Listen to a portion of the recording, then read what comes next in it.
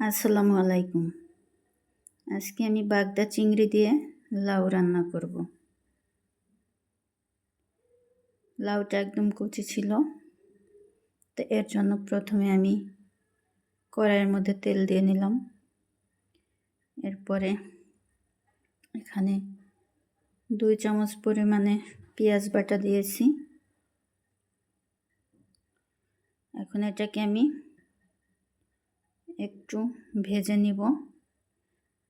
পেঁয়াজের কাঁচা গন্ধটা দূর হওয়া পর্যন্ত ভাজবো।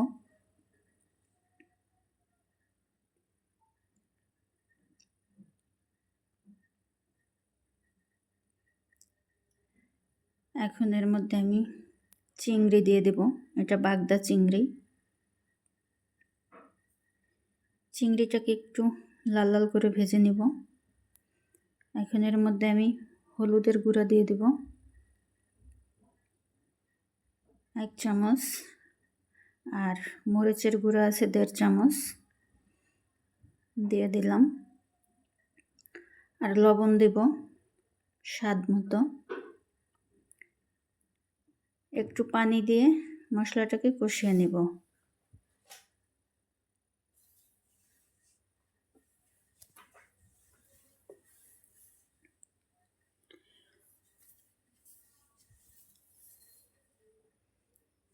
এতো মশলাটা কষানো হয়ে গেছে।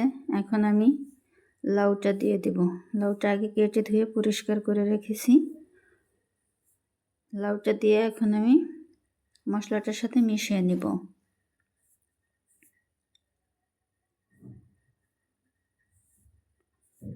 মিশানো হয়ে গেছে। এখন লাউয়ের মধ্যে আমি অল্প পরিমাণে পানি দিয়ে দেব, কারণ লাউ থেকেই অনেকটা পানি বের হবে, আর ওই পানিতেই সিদ্ধ হয়ে যাবে। লাউটা একবারে কচি।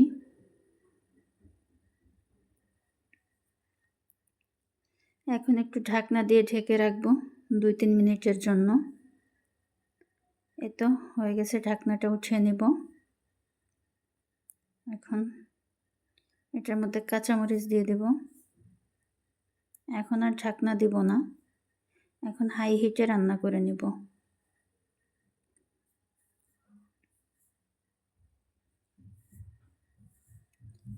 এখন আমি এটার মধ্যে ধনিয়া পাতা দিব। রান্না প্রায় শেষের দিকে। আমার রান্নাটা যদি কারো কাছে ভালো লেগে থাকে, লাইক কমেন্ট শেয়ার করে আমার চ্যানেলটি সাবস্ক্রাইব করবেন, আর ফেসবুক পেজ থেকে দেখলে ফলো করবেন, লাইক কমেন্ট করবেন। এই তো আমার রান্নাটা প্রায় শেষ হয়ে গেল। লাউ চিংড়ি।